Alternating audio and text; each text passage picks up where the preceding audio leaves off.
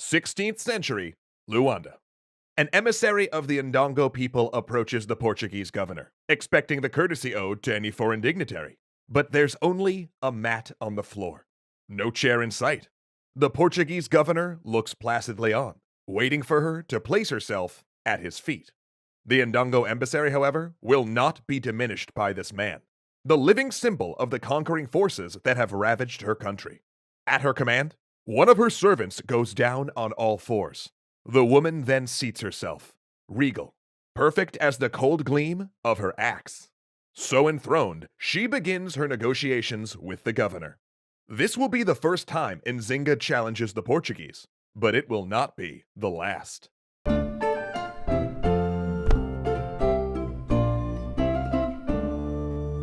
One quick aside before we continue the tale.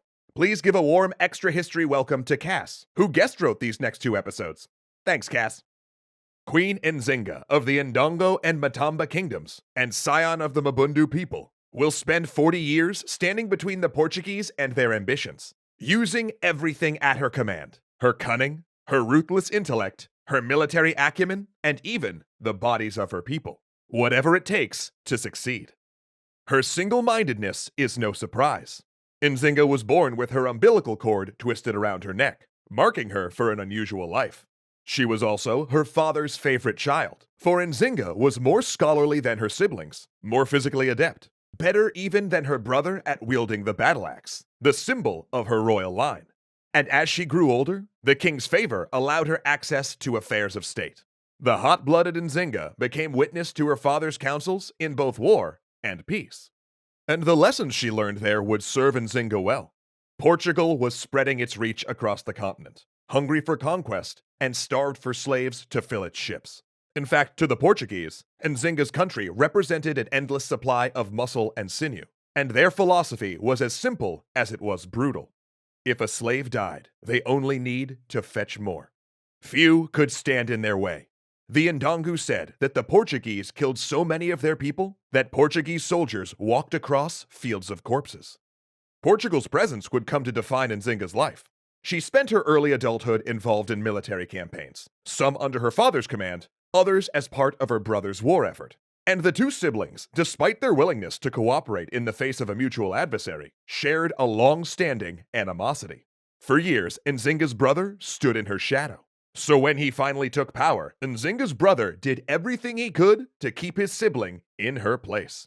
In fact, according to one story, he ordered her newborn son murdered, and had Nzinga and her sisters sterilized, ensuring there would be no usurpers to the throne. But Nzinga's brother made a mistake. He didn't count on how deeply the desire for revenge would settle into her bones. So when he sent his sister to speak to the Portuguese, he did so out of desperation. Nzinga, on the other hand, did it because she saw an opportunity. Luanda, 1626. Nzinga's mission to the Portuguese. Nzinga is charm incarnate, elegant, endlessly amiable. She arrives at the head of a massive delegation, carried by her servants, resplendent in the finery of her people, a queen. Yet, she remains the picture of humility. Every official to ask of her time is granted an audience. She courts the friendship of the governor's wife, and she embraces the Catholic faith. The Portuguese negotiators see Nzinga as the equal her brother never was, worthy of their respect and even worthier of their caution. More importantly to her, though, she will strike a blow against her brother, and she will prove herself once and for all his better. And oh boy, did she ever do that. According to one story, Nzinga, upon returning from her expedition, harangued her sibling mercilessly. She humiliated him for his losses, his inability to command the respect of his enemies. Their great kingdom was in shambles, and it was, Nzinga said, his fault. There was no question that her brother's days were numbered, though whether his end was suicide, euthanasia at his request, or murder at his sister's hand, no one will ever know for sure. But one thing is known. With her brother gone, the way was clear. Nzinga would finally take her place as ruler of the Ndongo. Her first act as queen was to ensure that no one would ever be able to take away her hard-won power. Now, during the 17th century, there lived groups of marauders and mercenaries known collectively as the Mbangala. They were notorious across the continent. Some stories even claim that they were cannibals who engaged in ritual sacrifice and stole adolescents to fill their ranks. But despite their reputation, both the Portuguese and the locals sought the Mbangala's service. Nzinga herself had fought beside them more than once. And it was into the Mbangala's care that her brother placed Nzinga's nephew, confident perhaps that there was no safer place for the boy to be from Nzinga. But always crafty and relentless, Nzinga had an idea. She sought out the leader of the Mbangala band and made a great show of expressing her love. Despite his initial misgivings, her quarry submitted to her affections, and the two arranged to be married. But before the ceremony even concluded, Nzinga took a hold of her brother's son, slew him, and threw the boy's corpse into a river, declaring to all that she had finally avenged her son. And with that, her throne was safe. Meanwhile, Nzinga's Portuguese contacts knew nothing of these matters. Having only seen Nzinga at her most agreeable, they had no cause to think of her as a threat. Her brother, after all, had been ineffective, an inconvenience at most. Why would she be any different? Especially given how readily Nzinga, who had become the goddaughter to the governor's wife, had embraced Portugal and its religion. But they soon realized it was all an act. Unwilling to honor their previous agreements, the Portuguese governor demanded Nzinga return the soldiers and slaves that had run away to join her in her lands, and ordered her to become a vassal of his king. Having achieved so much in the last few decades, the Portuguese saw no reason to bend. As far as they were concerned, the continent belonged to them. All of the leaders of the Mbundu, including Nzinga, owed tribute.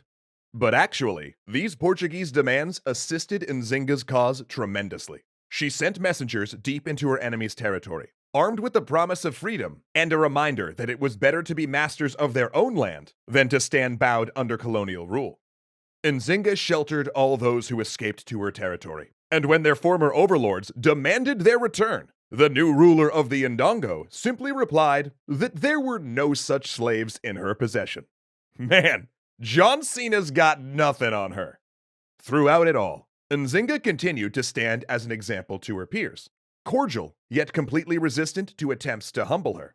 For the first time since their arrival 50 years before, the Portuguese stranglehold on the region was loosening, and that made them afraid. Nzinga's enemies changed their tactics.